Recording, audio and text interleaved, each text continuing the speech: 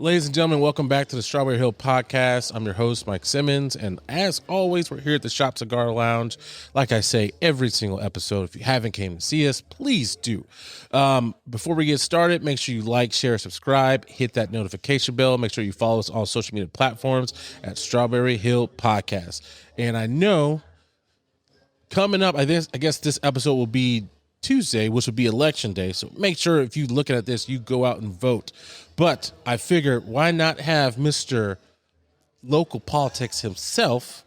So he's a former KU basketball player, and now he is a political activist, is what I like to call a local political activist that I look up to, Mr. Matt Kleinmann. How are you? I appreciate it. I was working on that intro for a while. Yeah, it's hard to put a name on it.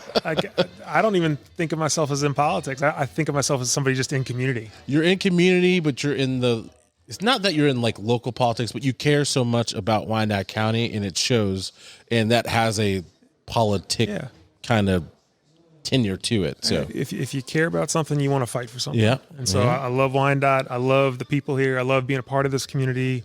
And once you start kind of peeling back the layers, you realize like it's not that individual struggling with something. It's like the whole system. And so how do we change the system? Yeah. So what brought you to Wyandotte County? Because you were in Lawrence playing basketball, and I'm sure you didn't just come straight to Wyandotte County. So I grew up 30 minutes south, right? I was in Blue Valley West High School. I'm not a Bulldog. I'm not a Spartan, you know. I'm a dot by choice.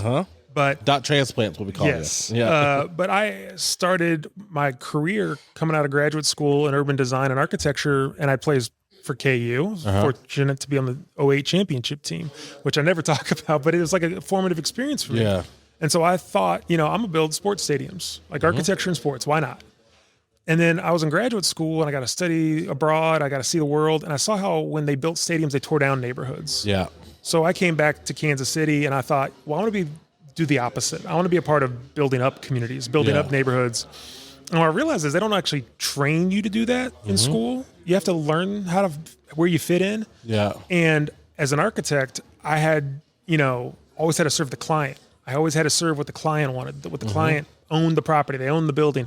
But the neighborhood was oftentimes like an adversary. And so I said, well, I want to represent them. Like if I was an attorney, like pro bono, you can't afford an attorney, one will be provided for you. Yeah. I wanted to be that architect who could provide a design service to the community. Yeah.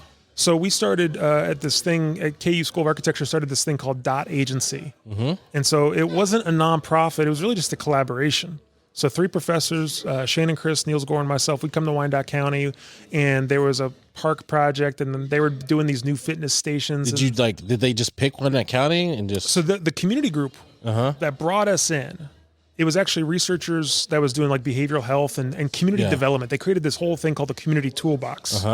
And so it's all these resources of how to help build up community. Yeah. And when you would meet with neighborhood groups, they'd be like, well, we're trying to build something. And we'd be like, all right, cool. Who's your architect? And be like, well, architect, why would we ever need an architect?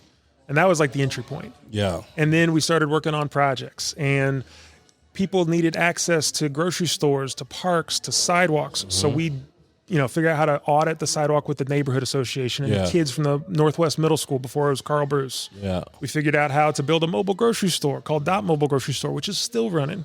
We figured out how to build park improvements and Jersey Creek Trail sidewalk improvements. And so we would Is this all while you're still in school? This is why I came. So I left practice and I started teaching architecture. Gotcha. But our space to, what we did is, as Niels would say, it was like getting your haircut at the barber's college. Like we would bring our architecture students to come work with communities and provide a service. Yeah. And so for us, that was free labor for the community to get ideas, but we also did design build. So we would build things that were real, not just design. And so that introduced me to this like whole philosophy of how I show up, which is be present, share what you have freely, and get shit done. And so if you can do those 3 things, you start building trust. And so I did that for 5 years teaching. I was pursuing a PhD. I never actually finished it. I didn't get the dissertation done, but I went from that to work for Youth Build, where we were training young people in the neighborhoods in the Northeast to build homes. Went from that to Nourish KC, where we were doing food access. Went from that to Children's Mercy, building parks. And went from that to the Unified Government Health Department.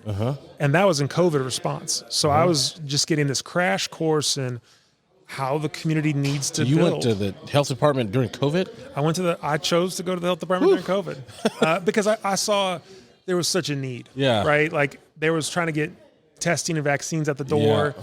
And I joined about a year and a half in on COVID. Mm-hmm. And I'll never forget. So I talked to a health department staff member one time who was talking about like, well, I was like, where'd you do clinic testing vaccines in the Northeast area? Yeah. And he was a contractor. He didn't work for the UG. He was a contractor. And he goes, oh, we did, 5. No, it was 15. I was like, 15 in the Northeast area? It's like, where? And he's like, oh, we were every day at the Armory. I was like, well, the Armory is not the Northeast. No. Well, what about, North Estate? Oh, we were there all the time. Where are you at? Fairfax. Well, Nope, that's not quite. Yeah. And so I realized like I had built relationships that I could go call on. One of my mentors was Broderick Crawford. I can go call on Broderick and say, hey, what do you need? And let's get you what you need. Yeah. And so we created systems where we were going to the Northeast to do a pop-up vaccine clinic at Miracle Temple every week. And so I was doing it at the health department. We got federal dollars from ARPA into getting community partners to show up and provide vaccines. And so we did one over at El Torito. Yeah. And a woman walked up and said, this is the first time, this is like 2 years into COVID. She goes, this is the first time I've been able to find a vaccine within walking distance. Jesus. Because we assume because you have a car, you can just go anywhere. Yeah. But east of 635, over half the county lives. East of 635 is like 80,000 people. And about a quarter of them don't have a car. So when we talk about where you build healthy communities, we need to see that investment on the east side because people are dependent upon what they can walk to. Yeah. And so going back to that, and then I'm going to go a little bit down the road and kind of like a problem that we're not, well, yeah, it is a problem, but why do you think that no one pays a lot of attention to the east side of Wyandotte County? How real you want me to be? Yeah, you can be as long as you want. Yeah. So I've come to the belief that you can never really cast aspersions at people because you don't know their heart. Yeah. Nobody's the villain in their own story. Everybody cares. Even if you don't agree with somebody, they care. I think it's limited resources, and one of the resources we have is time. Yeah. But what, like time and like just investing in the community? If you want to build a new grocery store with a huge grocery store, if you want to build a gas station with 100 pumps, where is it easier to do? Is it in the farmland where there's nothing underground? Or do you want to go to the urban core where there used to be 20 houses and underground is a lead and a laundromat? It's got chemicals. Yeah. And now you got to clean all that up. So now it adds 20% to your budget. Yep. And the legal complication to do all that requires multiple public meetings and forums. And so... And then you're probably displacing people out of their homes and stuff like that. Or you got to find a way to build I would argue build a community benefits agreement into the process, but now you got to negotiate that, right? People who are people who are in development business are in it to make money. And it is easier to make money when you go where it's less complicated. And KCK, as beautiful as it is to me, with all of its potential, it's more complicated. And so what we need is incentives and people who are mission driven to put their foot down, like what you're doing in your business, to say, I'm gonna make a difference at this location. Yes. But it's easier to go out to the legends. It's easier to go out west. And that makes sense. And I know that was a lot, I get that all the time. It's like, why didn't you put this out west? It's like, I didn't want to go out west. Like I wanted to be down here. I fell in love with this area 2018 because I'd never, being a cop, like you would police it, this area, and go, about all of Wyandotte County, but then I just go home after shift and I would stay out west, like that's where I lived. And then I really start coming down here in like 2018. I was like, this place is great. It's like a hidden gem. And then when I got to the point where I was like, I want to open up a business, I was like, there's no other place I would want to do it other than downtown here. So I've been living here for 5 years, but I've been working here for 11 now. We started just down at 611 North 6th Street, right next to Epic Arts. Yeah. Shout out to down the street. Build Wyco, formerly CHWC. They've done an incredible job with the Art Walk. And I think what I experienced in architecture was that there's certain ingredients that make neighborhoods and communities feel like really impactful, thriving. Arts and culture is one. Third spaces is one. Your building is a perfect third space. Yeah. It's not work. And it's not a bar, and it's not school. It's a place that you go to meet people. We don't have enough of those. Yeah. But when you look around the metro, Just look around. It's like a 10-year gap between what everybody else in Kansas City's doing. Yep. And you can't build land. Like the development that turned the Crossroads into the Crossroads 20 years ago. And before that, it was the River Market. Yeah. And then it went to East Crossroads. And now it's on what, Prospect? Troost is totally redeveloped. That energy is going to come this way. I hope so. Well, when it comes this way, I'd say I hope so, but I also hope we're ready. Worry Yeah. because we got a lot of existing residents, and that development can drive displacement if you're not careful. Yeah, we got to do it right because like no one wants to displace people from their house. But Yes. so that's like the kind of the hard thing about development down here. It's like we want to develop this area. We want to, put a new high rise and all this stuff. But then you're putting people out, or you're raising property tax. So it's like a double. It's like a two-edged sword, or whatever how you say it. It's like you got to figure out a way to not to appease both parties, but the way to make it work to where kind of not everyone, but the majority is happy.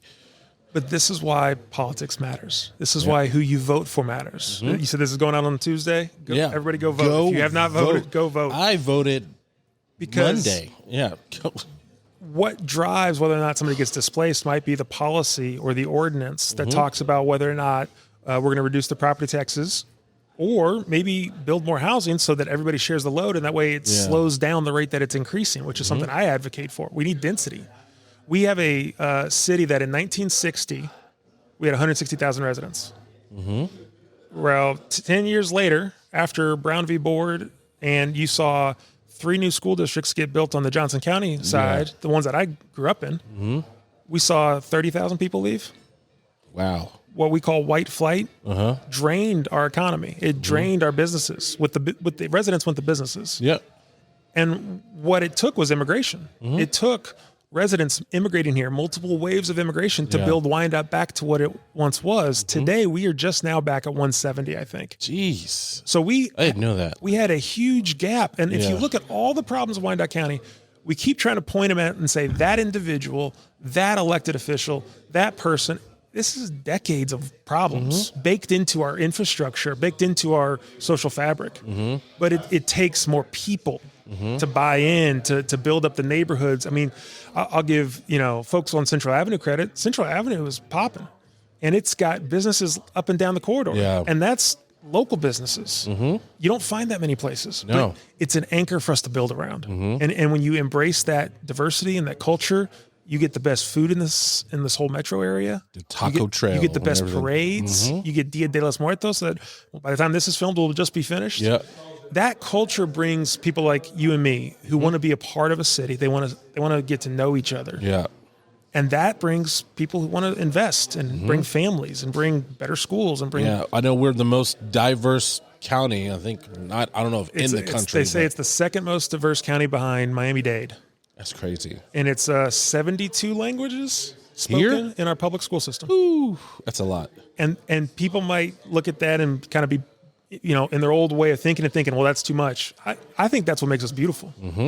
That is what makes Wyandotte County amazing. Because in the heart of the Midwest, you have one of the most diverse communities. We represent the country in this community. The problem is we don't invest like it. Yeah. We invest in certain parts of town, but not in others. And it's not that one person's doing it.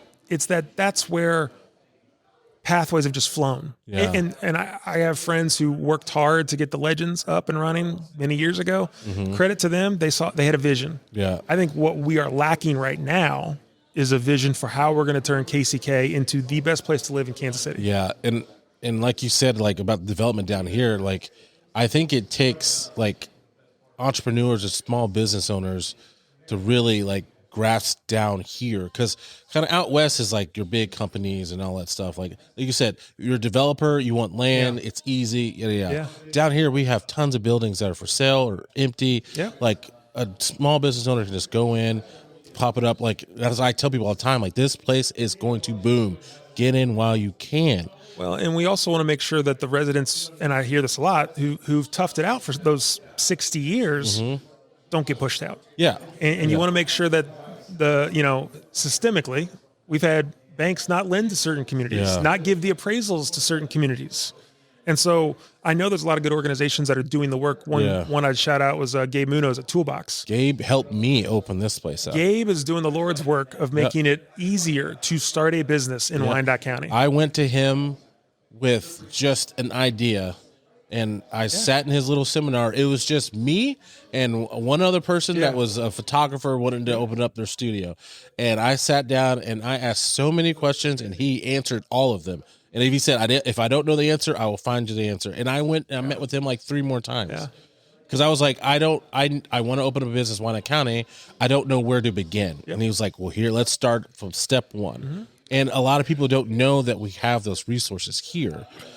And like, I wish that I try to tell everyone, like, if you want to open up a business and you're kind of like, don't know what to do, go talk to Gabe. Yeah. Go talk to the Toolbox. There's plenty of other organizations probably do the same thing. All of our NBRs, Neighborhood Business Revitalization Organizations. People don't even know them. It's from north to south. On the east side, it's Groundwork NRG, Downtown Shareholders, CABA, which is Central Area Betterment Association, Armourdale Renewal Association, Argentine Betterment Corporation, and Rosedale Development Authority. Yeah. Like, those organizations are killing it, and they're, they've all gone through different periods of transition. They're all in different spaces. Yeah. They have different focus areas. But like, we have those resources. Livable Neighborhoods brings our neighborhoods together to have these conversations. And so I look at, sometimes nonprofits get a bad rap. I think folks are kind of like frustrated with property taxes, and they're like, well, let's take from the nonprofits because you opened because of nonprofit. Yep.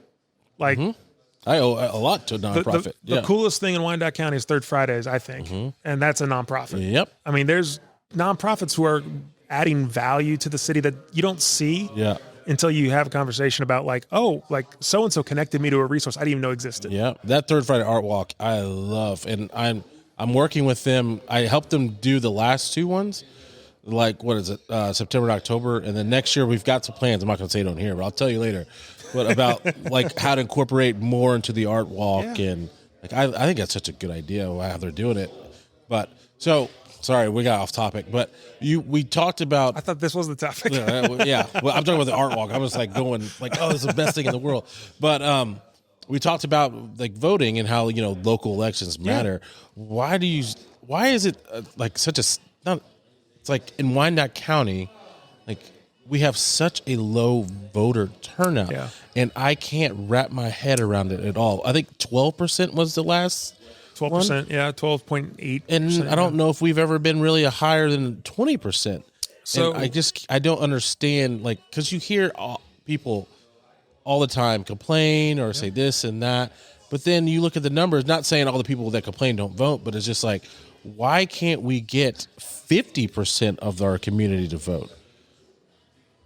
So there's 2 ways to look at the problem in any problem. There's a technical response and there's an adaptive response.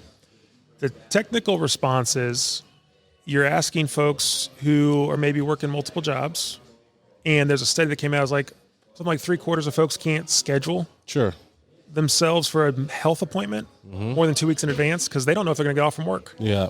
So tell somebody who doesn't know how they're going to make up that shift to take off an hour. Maybe that's part of it. Yeah.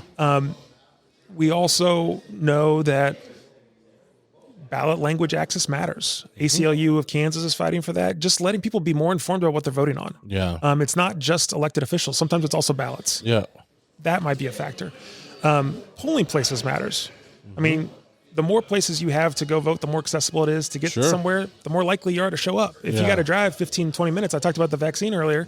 You're probably not going to go. You might not go, especially in November if you're walking.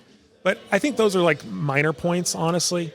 The bigger point is the adaptive one. And this is what my good friend Pastor Tony Carter would say is they don't care how much you know until they know how much you care. We have so much disenfranchisement and lack of trust that to tell somebody that voting for me is going to make your life better, it feels inauthentic because you've heard it 10 times before. Yeah, and it's always the same thing, and it's like you really don't see the needle moving as much as you want it to. And in defense of those politicians, Mark Holland tried to build the Mayor's Healthy Campus. Yeah. And there was project proposal and planning and study, and then he loses his election. before anything ever materializes. And then they hand off the project to John Stevens, of now is at Port KC, and he finds property, and then they develop something. And like only like 8 years after the project was proposed did it actually get built as the Merc. Jeez. But the YMCA backed out of the Healthy Campus component. So like there's so many factors that go into I'm trying to improve the quality of your life that like when you try to hit a grand slam, it's really easy to strike out. What my experience has been in Wyandotte was what we call small bets.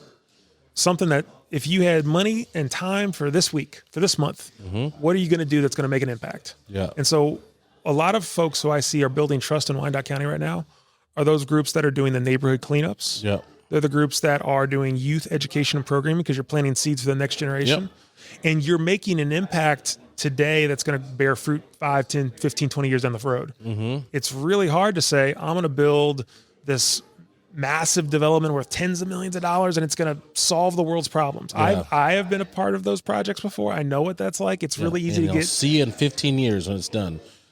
or never if the federal government comes in and swoops away and takes away your funding, right? But that kind of it's a desire that I think is natural for us to say, oh, we're going to make things better.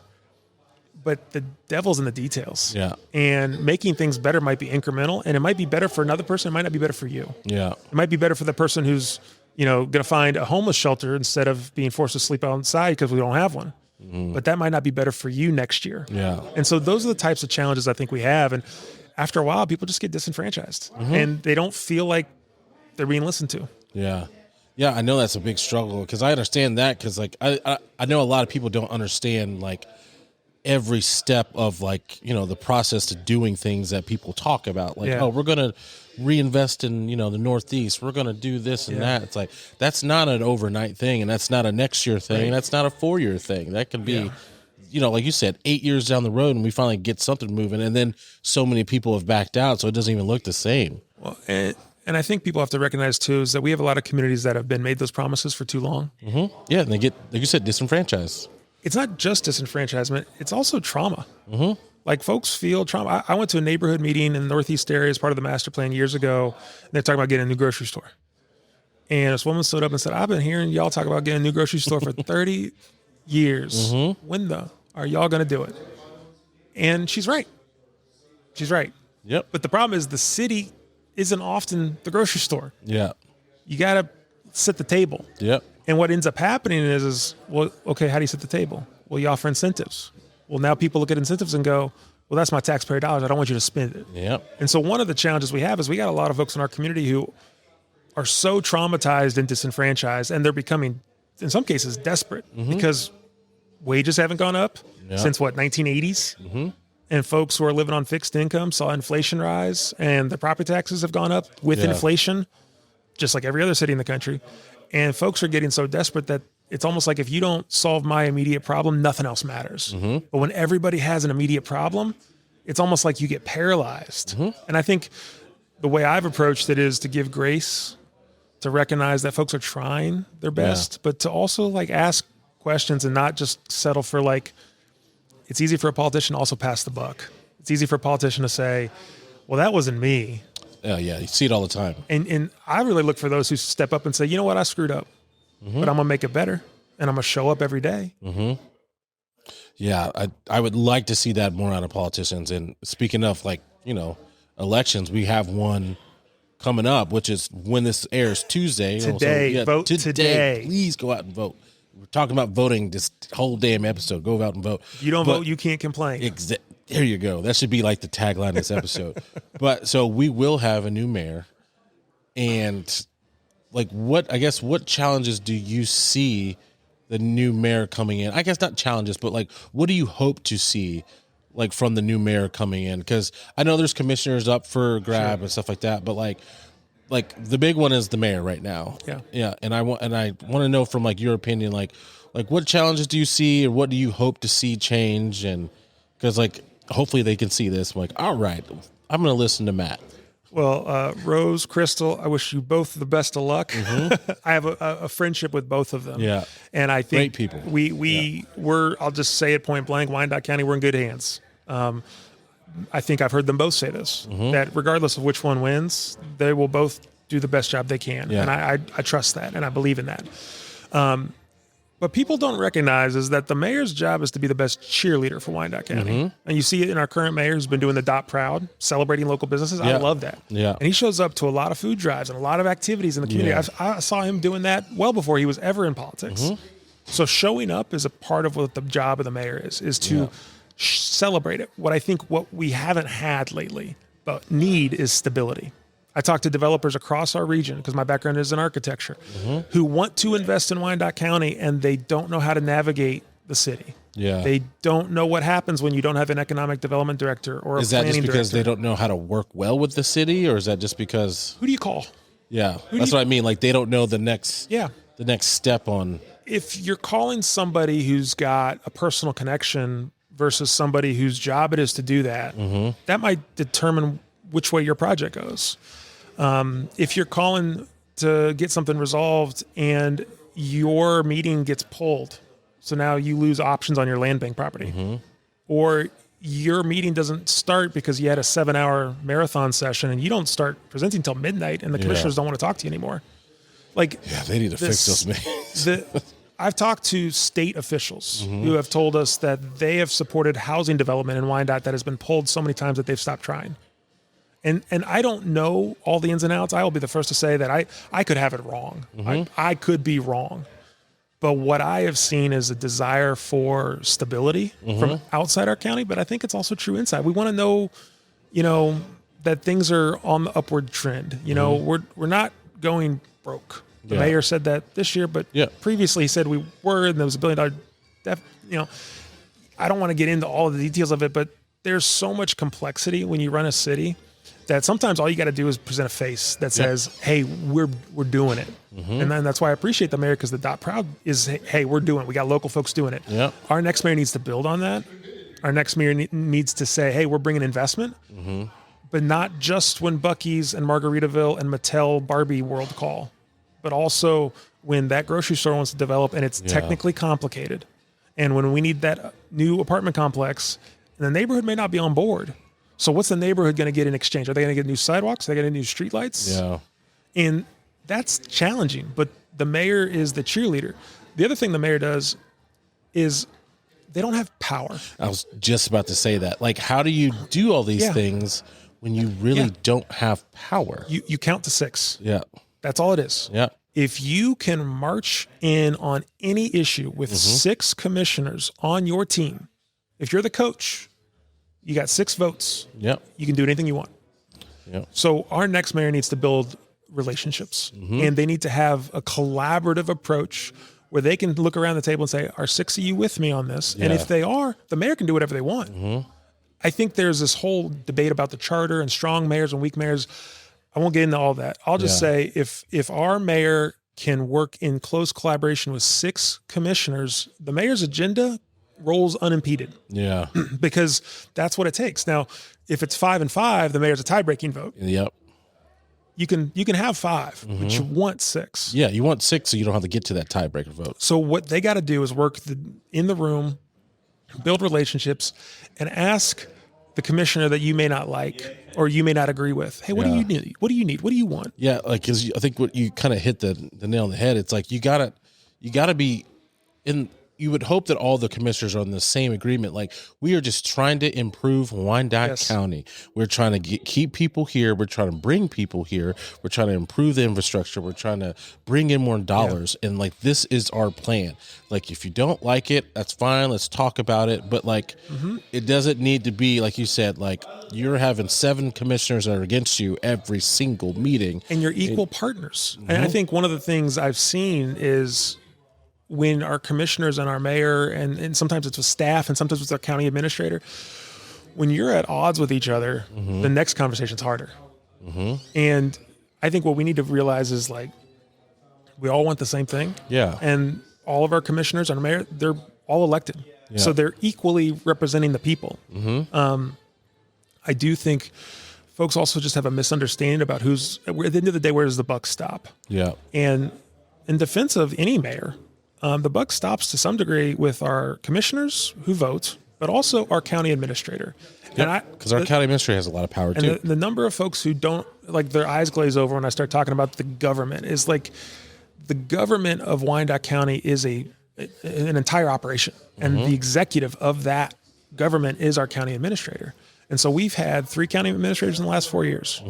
And so when I talk about stability, Let's say unstable. that's part of it. Now, that doesn't mean that they're not doing a good job, but man, it's challenging. It's challenging when you don't know which way the wind is blowing to do a good job. So I always ask this, you probably would know a little bit better than me. It's like, does KCMO run the same like we do with like the mayor and not having as much power? Well, so or like, does any other city run the exact same? We have a unified. Yeah, I know it's unified. Right? Is that the reason why? They have Jackson County government, which is different than the city council. Yeah. Because the city crosses into like 3 to 4 counties. Yeah. So Frank White just got recalled. That's county administrator. I think by virtue of having a city and county in lockstep, we're actually more efficient. Yeah. Your taxes would go up if you had to pay for 2 different governments. That's why they merged them. Yeah. Now, if I'm not saying this is what's happening, but if one unified government's going the wrong direction, it's that much harder to fix it. And I think that's some of the challenges we have right now is efficiency. It's making sure staffing levels are right. It's making sure that, systems are updated and modernized. I know folks are tired of waiting in line at the DMV. I know folks are frustrated with how land bank policy has been intermittent at best. It's gotten really good lately.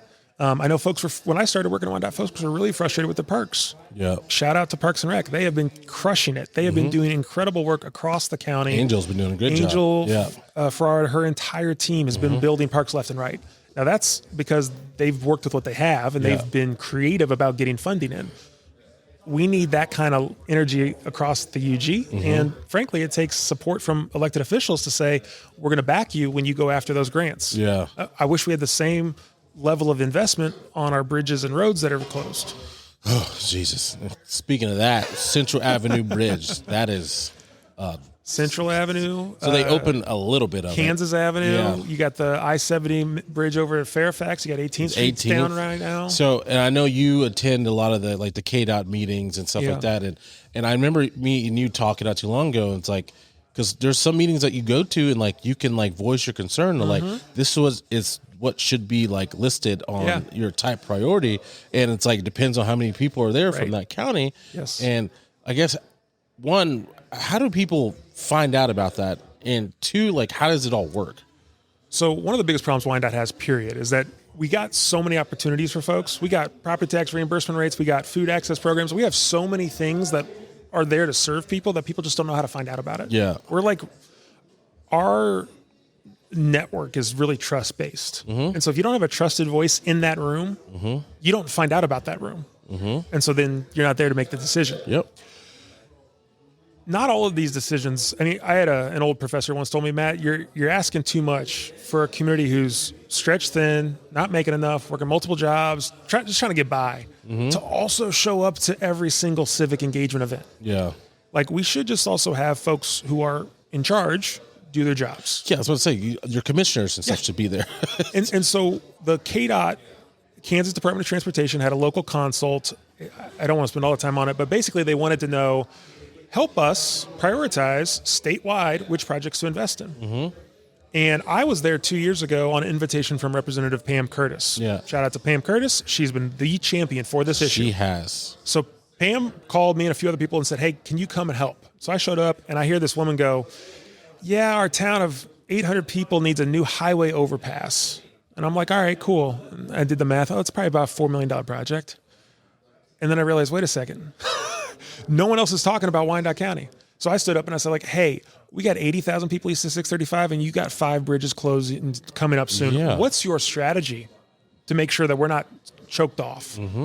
And I drew we have World Cup coming next year. I drew a map of every bridge closure and I put it on their thing. Well, we just had the event 2 years later last week. Not a single one of the projects I drew was on the map. Now, credit to Pam Curtis. Yeah. She had about 10 Wyandotte County residents in their breakout session, and they got it added to the map. Thank God. That's why advocacy matters. Yeah. But I'll tell you, the room I was in, Nothing. they weren't listening, because you know who did show up into that room? 25 people from Shawnee. They took a bus. And Shawnee said, hey, we need this. 15 people from Leavenworth. And they all got it done. They got it. They are it's not that it's a 1-to-1, like number of votes show up. It's like an algorithm, right? Yeah. It's like 50% engineering needs, 25% funding costs, and 25% local feedback. But when we don't have folks showing up to those rooms, now we had some commissioners showed up, some county administrators showed up. Like we had some folks there. Yeah. But this was at the Great Wolf Lodge.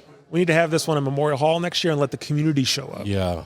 And so sometimes what I've experienced in Wyandotte County is it's not the burden of people to show up all the time. Sometimes it's the system is broken. And so I would critique the system of that, how they wait for stuff like that. Yeah.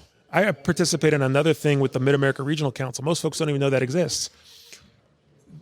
The unified government last year could have submitted money for federal highway projects. This is federal money, not state money. We submitted for $0. Now, credit to Bonner Springs. Bonner Springs submitted. We did not. It required a 40% match to get 60% there. Well, we went revenue neutral last year. Yeah, so we didn't have 40% to give you match. Nobody was putting in any match money. So that's not, in fairness to those commissioners and others who want revenue neutral, this is a systemic problem. It lasted more than 1 year. Yeah. Like, I get that. But also, it's like, to whom much is given, much is, like we need to be investing in ourselves. We need to invest in our schools and our parks and our infrastructure. Because at the end of the day, that's what attracts more people. Yeah. And when you get more people, you get a better city. But when you don't invest in schools, which is our infrastructure, when you don't invest in our youth, when you don't invest in our streets and our sidewalks, people don't want to be here. Yeah, you're right. And so when people don't want to be here, they leave. And guess what happens? Everything gets worse. So like we can get better. This is my old high school basketball coach, Donnie Campbell. You get better, you get worse. You don't stay the same. And I think we've been trying so hard to avoid getting worse. We need to start thinking about getting better. Yeah, yeah. And then speaking of that, you talk about like people leaving. I know, well, I mean, we've been rolling, but residency. I know that's this big issue. They talked about it on Monday. Yeah, it's going to come up on November 17th. Yep, and then it's going to be, they tabled it for November 17th, which I'm not sure why they tabled it, but I kind of get why, because they probably need more info, more data, and all that stuff. But I guess, and we were talking about it before we started, not what are your thoughts, but really like how does that impact the community if we have it or if we don't? And that's kind of like really the question. So in fairness to what you described earlier, what you said is people care regardless of where they live. I experienced that. I drove into Wyandotte County every day for 5 years. Yep. And then I drove home. I don't think I care anymore. I am far more connected. Yeah. Because last night I heard gunshots. I'm going to talk to my neighbors about that. Yeah. A&J Molcajete, one of the best taco shops in town. They know me by first name. Yeah. And I got them catering my work. I have relationships with the churches where they call me when the pothole's broken. Because they know I can call somebody at Public Works to get that fixed. Because I'm with them on weekends trying to advocate for our community. Yeah.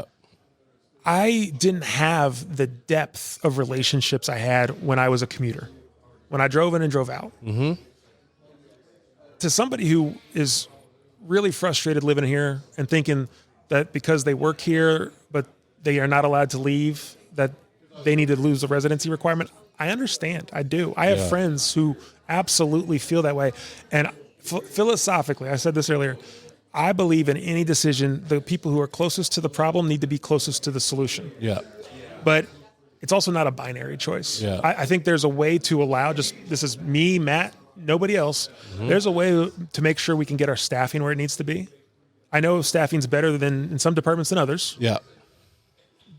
But if you're in a position of leadership where you are responsible for allocating resources, to the point I made earlier about where vaccines and testing were, if you don't have a cultural awareness of this community, I don't know how you serve it better. Yeah. Just because you work here does not necessarily mean you know Miss Jefferson or know Mr. Robinson or know Mr. Henderson. In the way that you know those folks is you go to church with them, you spend time with them, you break bread with them, you walk the neighborhood with them. Yeah. It's really hard to do that if your day ends at 5 o'clock. Yeah. Now, I know community policing does a great job with that. And those folks have built a lot of trust. But I think there's something about being invested in the community that matters. Yeah. But at the end of the day, what we want is a better community. If we get past the technical, make it work. Yeah, and I agree with you. And I know one of the hardest things is what it comes up a lot is like if you are getting uprooted or you are trying to move here from wherever, and once you have a family of 3 and your starting off pay is 65,000, 70,000, you don't have a lot of options where you move. Right. Like, and so that's another thing. It's like a lot of people want to move out west, and a lot of people can't afford to move out west. But a lot of when people want to move there, like the schools and the area, and I get that. But like they're I feel like they're almost pigeonholed to be like, like they have to find a certain area which they can do you can do a 20-mile radius or something where you live. But I get that, like, you want to be invested in your community. But I feel like even if the residency requirement were to be lifted, I don't think there'd be a mass exodus of people that leave. That's probably true. Yeah. I don't know any better, but I'll just push back a little bit, right? Mm-hmm. Good schools is what my friends told me when they said, "Oh, you moved in Wyandotte County?" It's code, right? They're saying that it's diverse schools. Yeah. And I'm not throwing any shade on any. Sure. Yeah. But I'm going to say that wouldn't you want to move near the best high school in the state of Kansas? Mm-hmm. Like, wouldn't you want to move into a community that is 10 minutes from everywhere? Mm-hmm. I'm 10 minutes from Parkville. I'm 10 minutes from downtown KC. I'm 10 minutes from the plaza. Like, I live near 18th and Washington. Yeah. And I can't tell you how many people I've introduced to my neighborhood because they had no idea it existed. Yeah. Like, one of the systemic issues we have is there's this perception that KCK is unsafe and you need to flee from it. Yeah. And I would just challenge I don't like that. I agree with you there. I think we need to start recognizing that this is some of the best people in our country who have fought every day to improve their community. Mm-hmm. And if we allow ourselves to say, well, we need to keep moving further west, like, I mean, what are we really doing? Yeah. I mean, I think this is also why, to some point, residency is a little bit of a moot point, because the only reason I think it is valuable is for those relationships. If you're living in the farthest corners of the county, what difference does it make to you? I mean, to me, residency is, can you walk from here to your home? Yeah. If I can walk from here to my home, I might not want to, but that's a residency. That's different. It's about building neighborhoods. It's about building relationships. It's about building a stronger community where people have a relationship with the folks who serve them. And I don't know if we have that right now, even though the law is in place. Yeah, but I guess my fight back with that would be, or my whatever, it's like with keeping them here, or anyone here, that the workers here, is that still going to fix everything? Because it's not really moving the needle right now. So and like we talked about before, like me and you don't have a dog in the fight really, because like I don't work at the sheriff's office anymore. I can move anywhere I want. I choose to stay here because I love being here, but I'm not going to go and voice my opinion because it doesn't affect me right now. So like I leave it to, if they want to fight for it, great. Like I felt one way when I was at the sheriff's office, but like I said, now I'm out, so doesn't affect me anymore. And like you said, like you're not in a job to where I'm here forever. Exactly. But I mean, we're both here forever, but it's like, I get both points, and I understand the residency requirement, but I understand why a lot of people do not want it. I didn't want it when I was there, but I also, it's not that I didn't want it because I wanted to move. I just didn't want to be like handcuffed to where they say you have to stay here. Yeah. No. If that makes sense. Yeah. And I think to me, it's devil's in the details, right? Yeah. It's negotiations. And so we talked about this before, but like, what leverage does the UG have? Well, we should have an earnings tax. Yeah. But that's a state level. But that's a state issue. That's not a local issue. So like, I don't know what it looks like. I'm grateful that I'm not the person who's having to decide on this. Yeah. I will tell you, just in general, this is like a meta commentary on our UG. If somebody votes in a way that you don't agree with, don't assume that they're evil, that they are satanic, that they are corrupt, because I'm seeing that way too much. And these are public servants who spend a lot of time listening to concerns other than yours. Yeah. And sometimes those concerns compete. And it's a hard decision to make. And if you don't like them, yes, vote them out. But also recognize that no one's doing this maliciously. Yeah. They're doing it for reasons that you just may not have an awareness of. So I think whichever way the commission goes, whichever way, I mean, if it comes out of committee, then it's got to go to full commission. Yeah. It's interesting timing, I think, just given, I'd love to see the new mayor weigh in. I'd love to see the new commissioners weigh in, because it's hard to say to a new mayor and commissioners, you're going to be held by this policy that happened at the 11th and that's hour. what I was kind of wondering, why they chose now to do it when the election is Tuesday, and we'll have a lot of new people by January. So it's like, I feel like they're trying to prolong it so we can get to that point, and like, all right, now we can make a decision. And I appreciate folks like Carolyn Wyatt who spoke up and said, I want my police to be my neighbors. There are a lot of folks who didn't show up to the meeting. Credit to those families and officers who did, because I know that's hard. I work for the UG. I know that's hard to speak up when it's your employer. So I think that's extremely encouraging, actually, to see that much support for something. I think our commissioners ought to listen, but I also feel like this binary of either have it or don't have it, the real answer is, like, if it was my world, entry-level staff, no residency. Once you're making good money, once you're in leadership, once you're in the spot of, like, you're making decisions, like your county administrator, your deputy chief, your chief, that's when you start to get like, hey, buddy, you need to stay here, because you got to be in your community. And you're talking about change, and you're doing all this, like your commissioners, everybody, you got to be here. And so when that change went before the commissioners at committee, you could see them start to go that direction, but they need to have time to workshop it. This is what a good government ought to do before it gets to a vote. It ought to be workshopped and thought through and engaged. They did the same thing on the houseless ordinance, right? On the one where they would have, I say criminalized homelessness. I know they would have said it's about give it another tool in the tool belt, but that was the similar issue where like 150 people showed up. When you're putting things at a full vote. I don't know why they did that, because I understand where they were coming from, but that was not the right direction that they should have went. It's like, I understand you want to solve the homeless problem around here, but like putting them in jail is not the right action. I think part of it is that our national politics has creeped into the local. And I think a lot of that has to do with Facebook. And the algorithms that you click a post on a cute dog, and all of a sudden that cute dog had a tag, and it takes you down a rabbit hole. And now all of a sudden now you're believing some stuff that you may not have ever even heard about before, but you're so convinced. I like to educate folks on what's called the Dunning-Kruger effect. It's that when you don't know, and I'm doing this in reverse, but when you don't know about something, your confidence goes way up.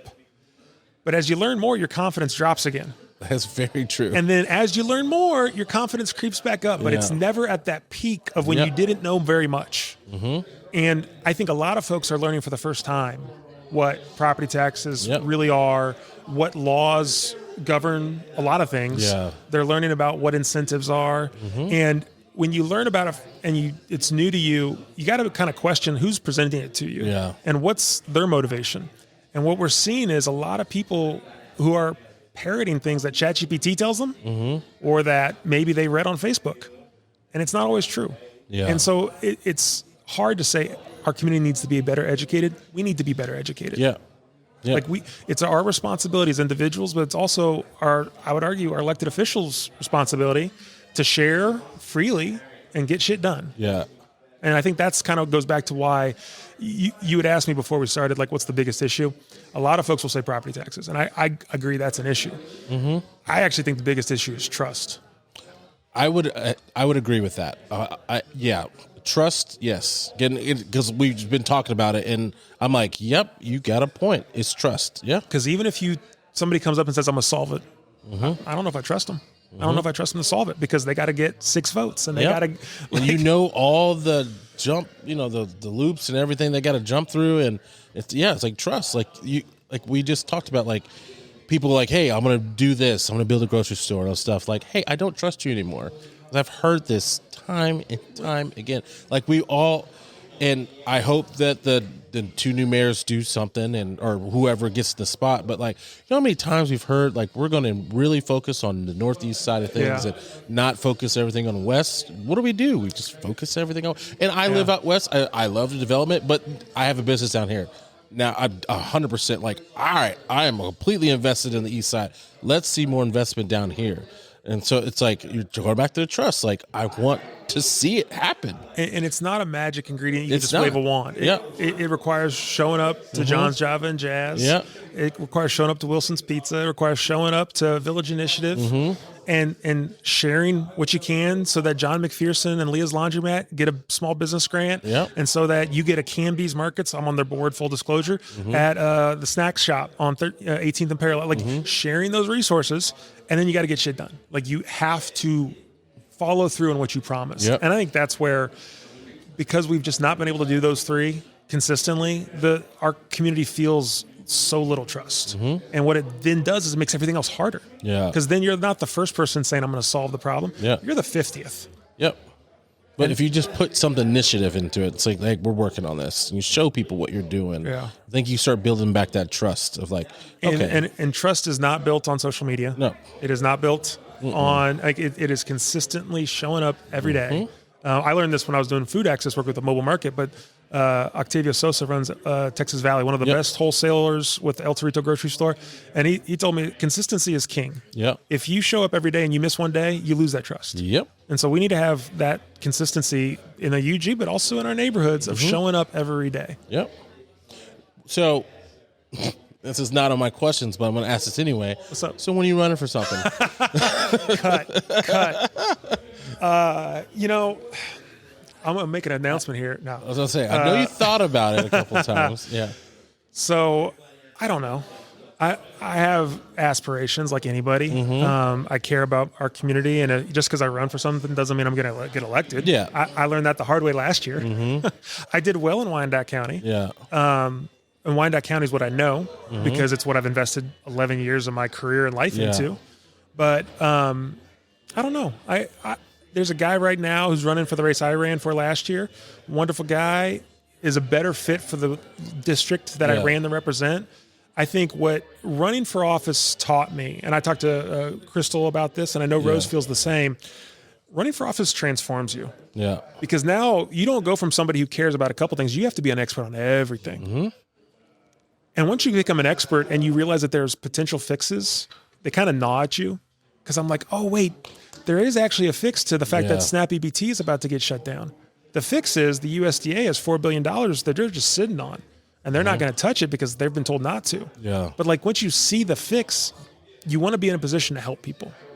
And so like my experience has been with Dot Agency is where it started is we'd listen to what the community wanted. We'd take it up to the city. The city would say no for any number of reasons. Yeah. And they'd say no, but they'd say no because of this reason. All right, back to the drawing board. Let's design it for that reason, to fix that issue. Community bring it back up? No, but for a different reason. Okay. Finally, we get to yes. Yeah. For me, that's what politics has become. It's not a dirty word for me. It's how do we help the community, but our laws aren't doing it. So let's go back and forth until we find a place where people's needs are met. Me personally, as somebody who's a Christian, love thy neighbor, speak up for the poor, the oppressed, the marginalized, show up for folks who are scared right now. There's a lot of folks in our community right now who are very scared. They're scared about federal immigration concerns. They're scared about losing their homes because of property taxes. They're scared about going to school every day. Yeah. And for those folks, I'd say, let's help solve their problems. And so for me, if I run for office, it'll be because whatever I run for lets me do that. Yeah. But in the meantime, I am happy to just share information and try to get shit done. You do a good job of it. And I will say, and I don't know if I speak for everyone in Wyandotte County, but I'll speak for myself to where like I am super proud and happy and like all the emotions of like just seeing someone like you that's not from here come here, invest in here, live here, like care so much about Wyandotte County. Like that is what Wyandotte County is about. And I get the whole like if you ain't from Wyandotte County, but it's like someone like you, like this is what it takes like for us to accept outsiders of Wyandotte County. But it's like I know it is not just me because I know Adrian Roberson just posted something about you, like, and I was like that hit the nail on the head. It's like I am thankful, and I know a lot of other people are thankful for what you do for this community. Not only do you give out information on what's going on, like you're out there doing things, you're out there helping, you're out there keeping people informed. And it's like, and I wanted to say thank you. Like you do a lot. I know you're probably a very humble person, but I'm going to brag about you a little bit, but like you do a lot, and we really do appreciate you. Like, I know if I don't know something, that I know I can call you and figure it out.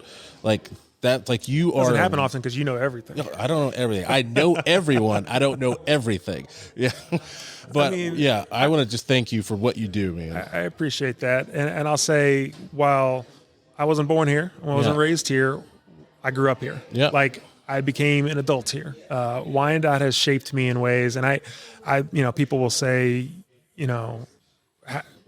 why here? Why? I mean, I studied at the feet of Chester Owens schooling me on the 60 grocery stores that used to be in the Northeast area. Mm-hmm. So when they would tell me, well, the Northeast area can't support a grocery store, and he'd say, bullshit, let me show you. Here's the map. I actually drew the map for him because he had the list.